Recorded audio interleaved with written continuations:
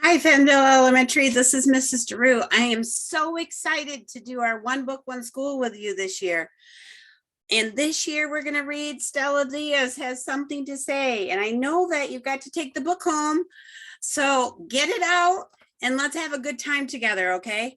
When I start a new book, I always want to find out what it's about. So I make sure that I look at the back of the book first. So I'm going to read that to you, okay? It says, Stella Diaz is not a betta fish. Right here is a betta fish. Pretty cool, huh? Betta fish like to be alone, and Stella loves spending time with her mom, her brother, and her best friend, Jenny.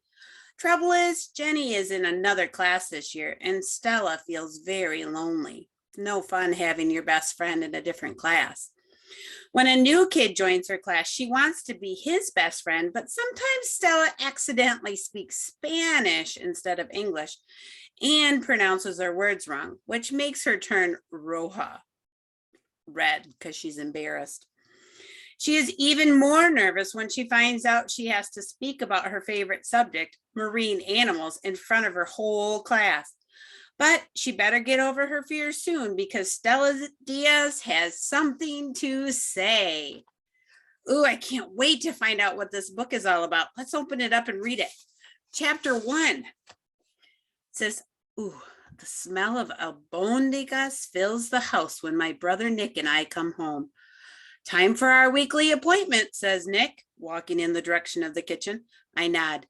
My mouth starts to water as I follow him toward the sound of sizzling food.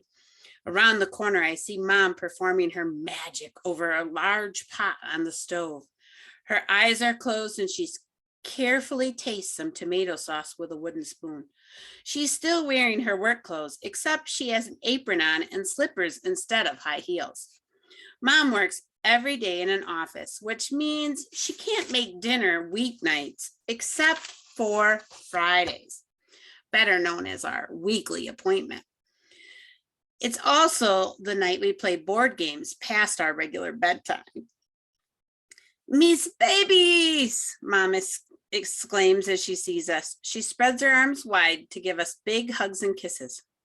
Hey, can I help, Mom? I asked, wiping lipstick off my cheek. Of course, Stella. Do you want to boil the spaghetti while I go change mi ropa? That means her clothes. She tugs at her clothes and takes off her apron. And I say, sí. But inside I giggle. While Mom speaks both English and Spanish perfectly, strangers say she has an accent. To me, it's just the way she speaks. Although every once in a while, I can hear that she says a word a little funny, like spaghetti. When Mom returns to the kitchen, she's wearing an oversized shirt and jeans instead of her business suit. She leans over the pot of simmering albondigas, wiggles her nose, and takes a deep sniff. Have you figured out what albondigas says yet? Ooh, listen for some context clues. I bet you can figure it out. Mom says that you can always smell when the food is ready. She looks at me as she gives me the thumbs up. I'm starting to get hungry. Stella, grab the platos, por favor, says Mom. I put the plates on the table while Nick helps Mom carry the food. She scoops some spaghetti and albondigas onto my plate. There's a little picture clue here too. Looks like spaghetti and maybe albondigas are meatballs. What do you think? That's what I think too. While she passes it to me, she makes sure to pull off the bay leaf. Mom says the bay leaf gives the albondigas their extra sabor, but we shouldn't eat it. Sabor means flavor. Nick serves himself. Mom still likes to treat me like a baby, even though I'm in third grade. As soon as we start eating together, Mom asks, so how was your week at school, niños? Nick starts talking right away as he twirls his spaghetti on his fork. Pretty good. I think I'm going to join the basketball team this year. Jason and Adam are joining too. Nick is in 8th grade, and the middle school kids get to play sports. Mom smiles. Oh, you're going to get so strong. Nick blushes. Yeah, plus it's going to make it even easier to beat Stella at arm wrestling. Well, I'll just practice more, I say, and I stick out my tongue at him. Mom doesn't even get mad. She rarely does. She only gets mad when there is hair pulling or name calling, which doesn't happen too often. She also won't take sides, as much as I want her to sometimes. Instead, she just laughs it off. What about you, Stella? How was your week? Amazing.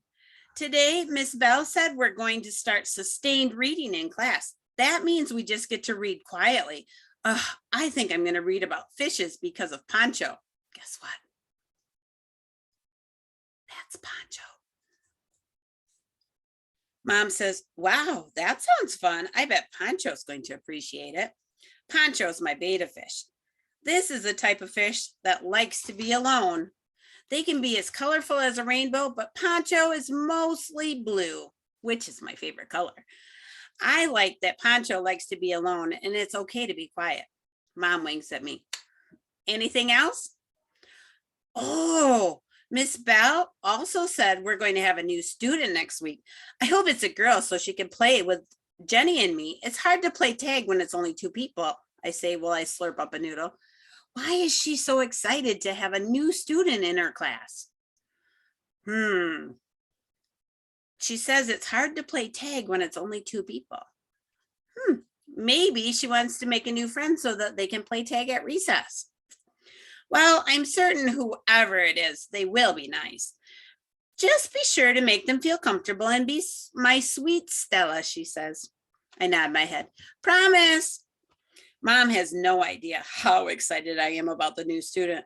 School has been a little lonely without my best friend Jenny in my class. I've been trying hard to make more friends, but it's not so easy. The first day of class especially didn't go so well this year. I could barely talk because my stomach was in knots all day. And when I did talk, I messed up. I had to read aloud a paragraph I wrote about my summer break, and I said some of the words wrong. Do you ever get nervous like that? I do. That made some of the kids in my class, like Jessica Anderson, laugh.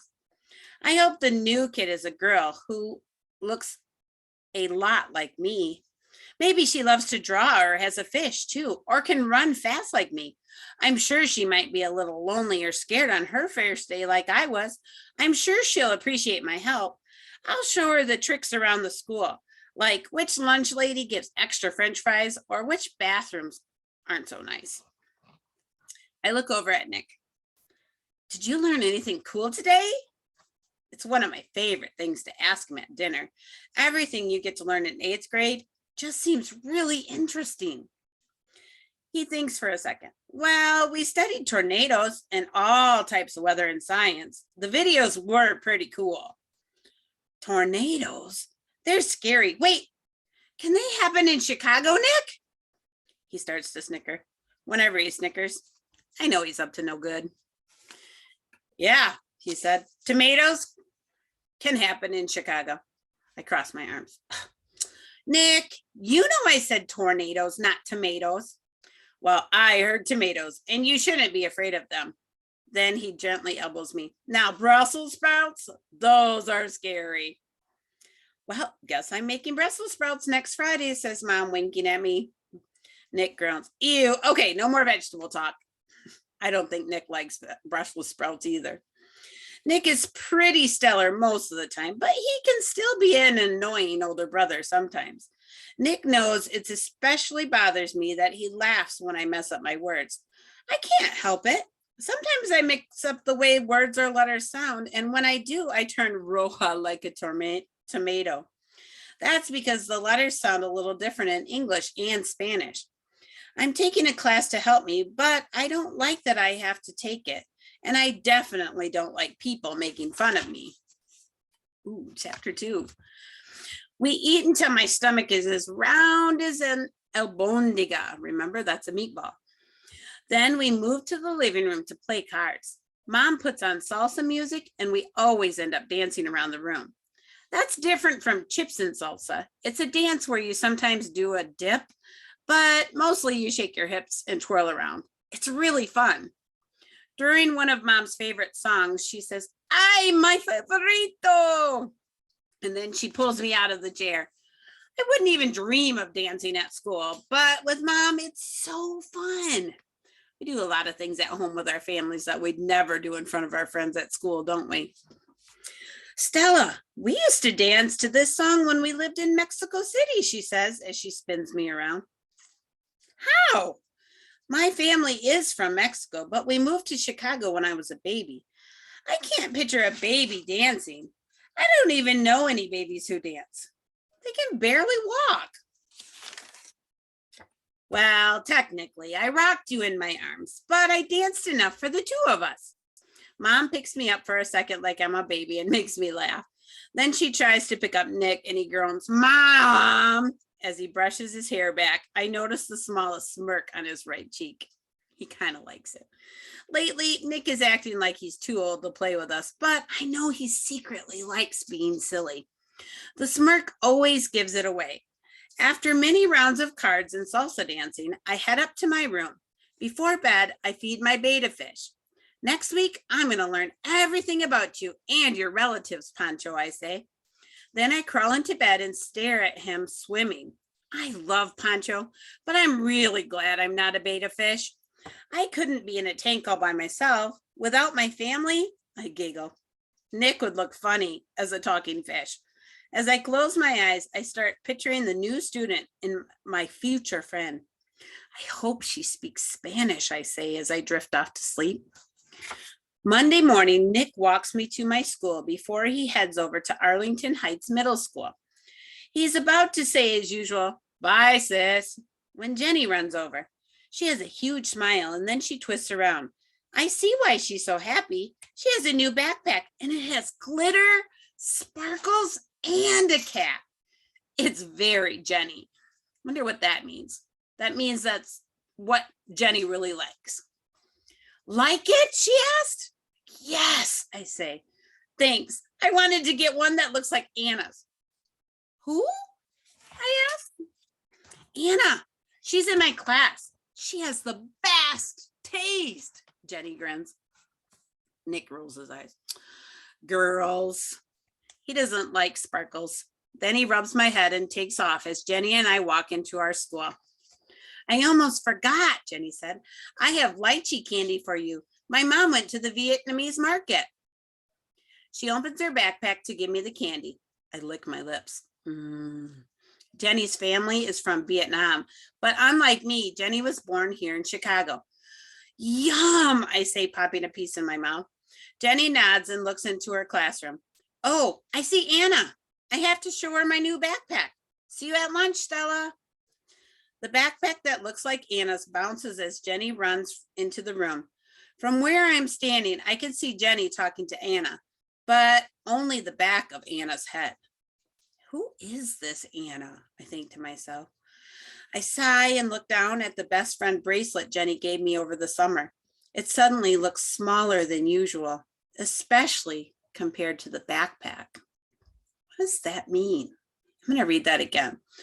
I sigh and look down at the best friend bracelet Jenny gave me over the summer. It suddenly looks smaller than usual, especially compared to the backpack. Do you think Stella's afraid that Jenny is going to be better friends with Anna than she is with her? Can we have more than one friend? I think so. I'm glad Jenny isn't lonely in her class, but she and I are the only ones who are supposed to match. If there was a rule book to being friends, I'm sure rules on matching would be in the top 10 easily. It's just part of being best friends. Luckily, I start feeling better as soon as I get to my room and see Miss Bell standing in front of the whiteboard. She's wearing polka dots again. They're my favorite, she told us on the first day of class, which made me happy because polka dots are my favorite too. I sit down in my assigned seat as Miss Bell carefully starts to write our agenda for the day on the board. In perfect cursive writing, she squiggles 1, library visit, 2, sustained reading, 3, lunch, 4, story time, 5, science. Wow. I think I want to be in Miss Bell's class. That sounds like fun. I copy it down in my spiral notebook, and then I add a 6th item to my schedule and draw a smiley face. Make a new friend. Today's going to be a good day. Miss Bell, are you going to read from Help, I'm a Prisoner in the Library again today after lunch? Asked Chris Pollard. He's one of the loudest kids in our class and is best friends with Ben Shaw, the class clown. Well, it seems only appropriate since we're visiting the library this morning, doesn't it? She says as she pushes her glasses up on the bridges of her nose. Hearing that makes me feel happy. Even though we can all read really well, Miss Bell reads out loud to us a little bit every day during story time. It's just one chapter, but it's like watching a play. I close my eyes, remembering how Miss Bell does all these great voices for all the characters. So when you're listening to a good book, can you just close your eyes and picture what's going on? I love listening to stories. Suddenly, the bell rings and I open my eyes. The classroom is full except for one empty seat where the new kid, aka my new friend, will sit. I bet she will have the best taste, even better than Anna's. Why would Stella say that? Even better than Anna's. How do you think she feels about Jenny's new friend, Anna?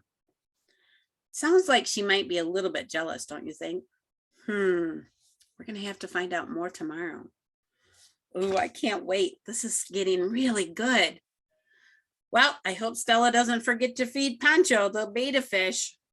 Right there. I'll see you tomorrow. Good luck on the Kahoot tomorrow. Thanks for listening.